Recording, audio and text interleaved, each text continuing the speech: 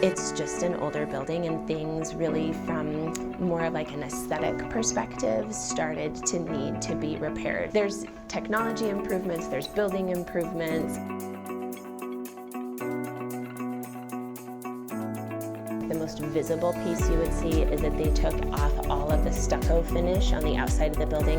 It had started to kind of bubble and peel. There was scaffolding around the school the entire year. We re-stuccoed everything, and they used a stucco that they had kind of piloted, and it was tried and true, and we knew that it would weather well and it would last. So that looks beautiful.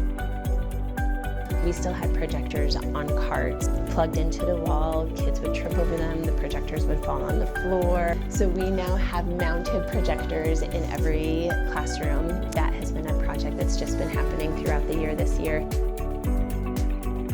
They've started replacing all of the windows, and the windows are just beautiful. There was like moisture in between the two panes. They weren't sealed. All along the cafeteria, classrooms, now the two-story building.